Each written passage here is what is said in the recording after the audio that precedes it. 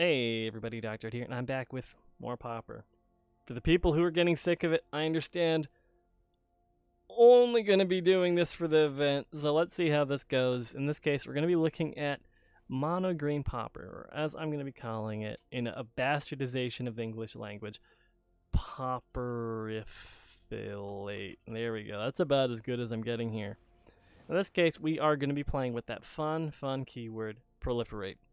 So we're going to be running with the green staple, Land of War Elf. It's a ramp. There's nothing too crazy expensive we want to ramp into, but it lets us play some of our more expensive cards much quicker, all the fun stuff. I am very sorry. I forgot. You don't have to do this. I'm just an asshole running at least one of every forest available, but I'm just going to leave that in. Running in the 4 Land of Wars. Iron Shell Beetle. In a way, it has the stat line of a bear. It's a 1/1 for 2 with you can put a counter on target creature, including itself. This is how we are going to be getting our counters set up for our proliferating. So whether or not it just finds its home on the beetle, we play it on turn 2, it counters itself, all the cool, fantastic. Pollen Bright Druid is going to be one of our proliferate cards in this case. Same thing as the beetle. Put a counter on a creature or proliferate. So later on, if we have a bunch of things with counters on it, fantastic. We'll just hit that proliferate button. Arlen's Wolf is also pretty solid. It's a 3/2 beater for 3. Can't be blocked by any weenie, so it's going to be swinging in pretty reliably. We get counters on this, the thing can just start swinging through everything. It's going to be great. Courage in Crisis. I think, yeah, this is the only sorcery we're running in this guy here. You put a 1/1 counter on target creature, proliferate. So in this case, it's a 1/1 for 3. But what we are hoping for is to have multiple counters out on creatures by the time we play it. Ideally, let's just say we have 3 creatures out with counters. This is basically like 5 1/1 counters for 3. It's fantastic. We have Generous Stray. Yeah, same thing. This card I do like. Just again, we're going to be coming back to rats a lot because we're going to be seeing rats for sure. It's a 1/2 for 3. Stats aren't great. Draws you a card. What's more to say? It's fine. Shauna's Wayfinder. It's a 2/2 for 3 that explores, so we'll be able to draw through our lands as we draw them. And if she does get a counter on her, fantastic, another proliferate target. Iron Bully, same thing. It's a little bit expensive for what it does, but if we can get counters on bullies and start proliferating and get them bigger and stronger and menace, it's really cool. And then Bloom Hulk's our big beater. It's a 4/4 for 4, and its enter the battlefield is proliferate. So when things go off, it's fantastic. I love the idea of this. On that note, there's just a shitload of lands. You just got to do this. I'm so sorry. I'm sorry for anyone who this actually triggers. I love it, but so many people hate it. But let's do a few games. Let's see how this one pans out for us.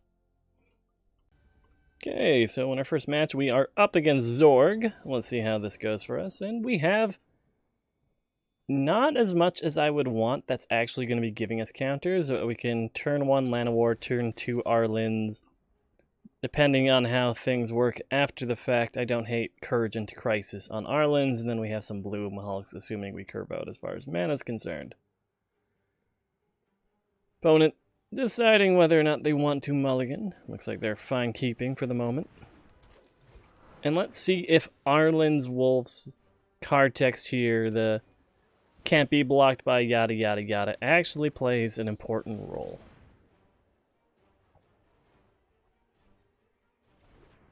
Opponent might be opting on my end step, see if they have anything they can deal with. Reading the card text. You look at this wolf and it looks a little bit ill-proportioned as far as that back's concerned. And of course, this is the deck list with this shitload of different art lands. Love it.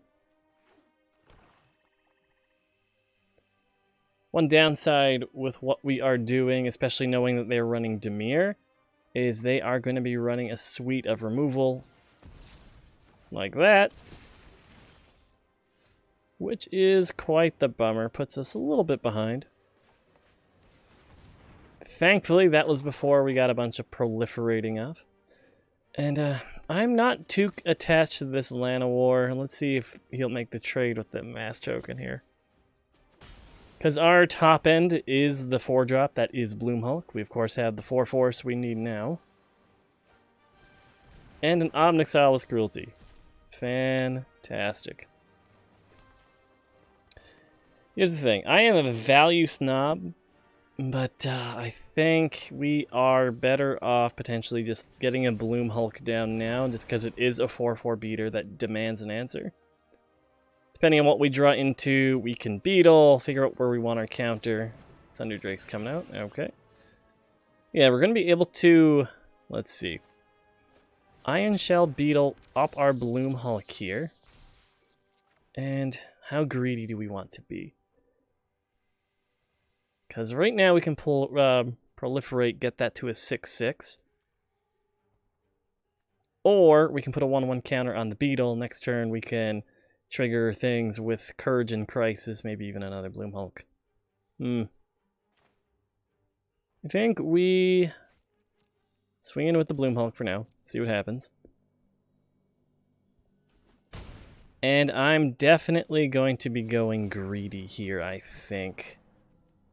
We're going to clap back on a counter on the Beetle. With them running Dimir, I'm assuming they have a suite of removal. And I don't want to be overly committed to our Bloom Hulk here, on the chance that they just flat out have an answer to deal with it right this moment. Thunder Drake is going to get in for a little bit of damage, is what it is.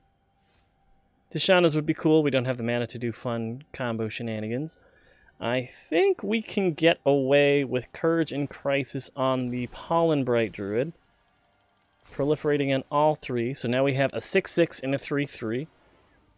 That's going to swing in with everything here.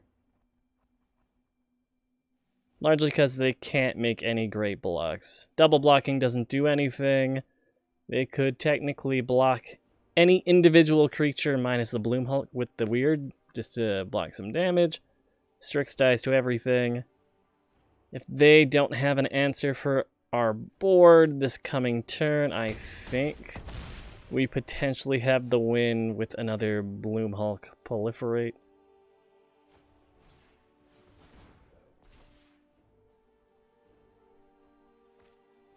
No, whatever they drew into, they're happy with. Our one saving grace right now is the fact that they only have access to one swamp. Most removal that they're going to have that isn't going to be the Callous Dismissal is going to require at least a single swamp. So let's see what we find here. As it stands, I'm fine just slamming down a Bloom Hulk. See what they deal. Of course, my boy is going to Proliferate. Now everything we play is definitely a threat for them. They can't let a single one of these through. What they might do is block, sack the weird, get the bounce back, because they do have the mana open to do so. And then they'll be able to fix a little bit by getting a Cruelty out. Yeah, okay, it looks like they already have a Cruelty in hand. So we forced a trade with our Bloom Hulk. Yeah, I don't know if that was the correct choice or not. I think maybe, yeah, I think tapping the weird would have been better, but hey, one game in, we're up one win. Just what I'd like to see. So our second game, we're up against who knows where. Now let's see how this one pans out for us here. Anytime, there we go. I'm not too keen on this hand. We don't have any early interaction. And with how often I've been running into red deck wins, mono white flyers in some of my off-camera matches, not too keen on that, to be quite honest with you. We do have access to 3 mana and a shitload of counters, so I am more than okay with keeping a Pollen Bright Druid. Can get our Iron Bully down, Pollen Bright Druid to put a counter on something else, pop Proliferate. Burglar Rats isn't something I was too keen on seeing right now, but I guess we can dump Courage and Crisis for the moment. Get another Lanny War out. Get our Beetle. Let's see what we can do here.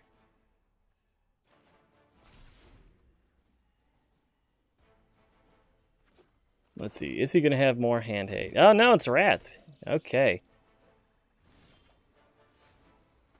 So we do have access to 5 mana this turn, so what we can do is slam down our Iron Bully. Hit out our Pollen Bright Druid, who will be able to proliferate, which will technically give us the slightest bit of value compared to just a +1/+1 counter. Only downside being it doesn't hit Llanowar, like it won't be able to block, but we have a bunch on board. Yeah, like the Iron Shell Beetle, it's whatever, that's garbage to us right now. Pollen Bright Druid, same thing, it's done its job, I don't care too much. Tishana I would like to keep alive, but we'll see. Hit another land, may as well just slam it down. They are running mono black. I haven't seen them drop any other color of land. So whatever they play, I don't know what they'll have just to be able to swing in here. Like, they're swinging in with rats. And I'm, like, very okay with just trading for them.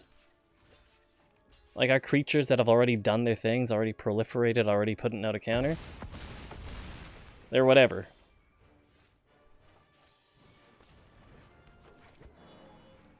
Because as we continue to sweep away his rats, they're just going to be less and less valuable to him.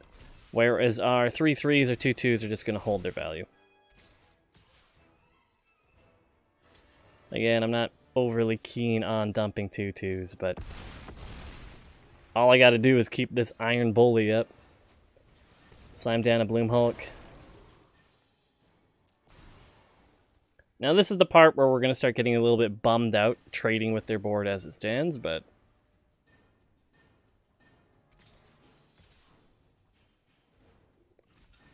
same thing goes. Iron Bully, based on its stat line alone right now, is our win con. And of course, Tishana, if it hits a counter, will beat up pretty well. Do we keep just buffing up? Yeah, I'm fine with the Beetle right now. It lets us get in more damage with the Bully. Rat Colony comes out, it's a 3/1, whatever. I think in this particular scenario, we get the counter onto Tishana. That will make it so we can swing in with both of these, and if they want to kill her, they have to double block, whereas we still get the Iron Shell Beetle to deal with the Rat Colony they currently have on board. Opponent didn't play anything. Let's keep swinging in with these two here. Same thing goes, they have to double block the Bully. So they're definitely going to be playing from behind, even if we just keep drawing land, because their Rat Colonies are just going to be 2/1s. They could have 2 in hand right now. Doesn't look like that is the case. Swing in with both of our creatures here. They at least have to block Tishana. Get some poke damage in with our Beetle. Let's just slam down our land for funsies. Could draw into one of our generous strays, keep us in the game. Not a stray, but the wolf, until they get more rats, will help us deal with that. Block Tishana, Beetle gets in for another 1 damage. Next turn, if they only have 1 rat, the wolf can't be blocked by, and we just win from that damage. Of course, this card doesn't hit anything. It's going to hit our opponent with the GGs. Oh, you're going me. How rude. There we go. At least he gets to trade off at the end. Yeah, that's us against rats. I honestly haven't really had much for issues with them. Basically deal with their board as they swing in. And if you're just running black and a shitload of rats, it doesn't do anything. There's no way that your creatures can survive or get through. Chump with Llanowar, chump with anything. And that's why I like the Rakdos version I put out. It gives you a little bit more wiggle room in dealing with equally wide boards. But yeah, let's just jump into a third game, see how this plays out for the night. Okay, so for our third and final game, we're up against Handshot. And I'm okay with this hand. We have turn 1 Llanowar. Lets us ramp right into Arlen's Wolf. We can get some counters out the following turn. Okay, I'm into it. Encouraging Crisis might actually play a role. Let's keep this. And hope they don't have something just to get rid of my Elfie boy. Let's see. So slam him down right now. Opponent is opting. Gonna guess a running Dimir something or other, but that's just from a lot of Pauper lately. Get our wolf down right now. What I'm hoping for, oddly enough, is to draw into another forest, giving us access to 4 mana. Because we can Pollen Bright Druid, we can Iron Shell Beetle. Burning Prophet's coming out. Now let's see, what do I want to do here? They're running red-blue. Heartfire, I don't recall how much damage it does. I'm trying to figure out how tough I have to get my wolf for it to live. At the very least, I want to get it out of, skewer range. So what we are going to do, slam down our beetle here, get that going, do the same thing with our Pollen Bright Druid. So our big scary wolf is now a 5/4 beater that can't be blocked by things with power of 2 or less. So depending on how potent their board is, we'll see how threatening this actually is. We are doing that thing where we're putting a lot of our eggs in one basket, so there's definitely some risk that could be happening here. Let me see. We would have access to 3, we have 4 mana available to us. I'm thinking I could get one of my other creatures to a 3/3 and the wolf. Yeah, I think that. Yeah, I'm trying to get away with some shit I really shouldn't be. So let's see here. I could Tishana. I'm just going to do this. Let's see. Let's get a big bug. They're going to proliferate on these 2. So our wolf is now a 6/5. The beetle's a 3/3. Opponent lets all that damage through. And we are going to be able to proliferate again with Pollen Bright Druid, and then we're just going to swing in with whatever we have available. Opponent definitely has a full hand. I'm hoping a 6/5 wolf is big enough that they won't be able to remove it with whatever burn they do have.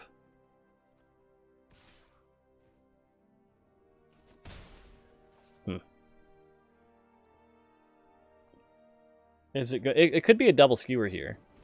We have a shock into skewer. That could happen.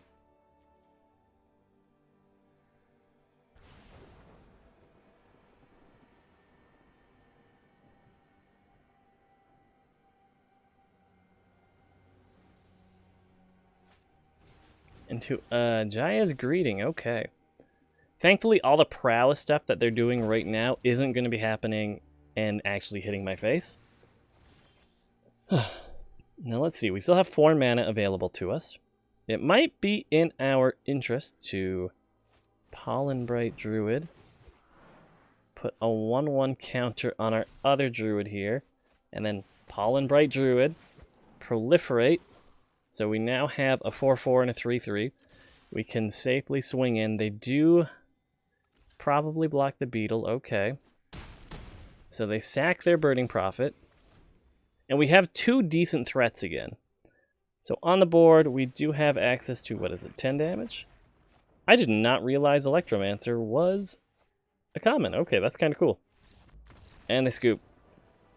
Yeah, in all honesty, I feel like the only time I've ever ran into issues with this deck was against Dimir Control, which sadly I didn't really run into tonight.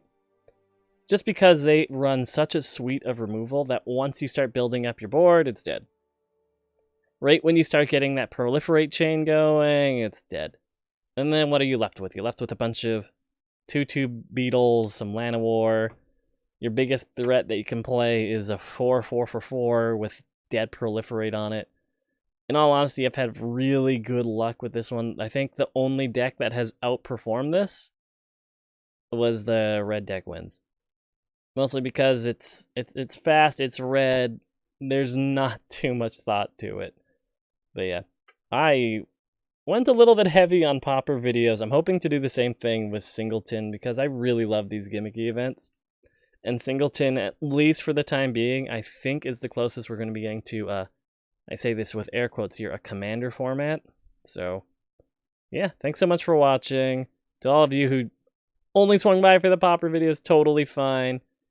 Glad you watched it, all that fun stuff. But for now, I'm Dr. Ed, and I'll catch you next time. Bye for now, everybody!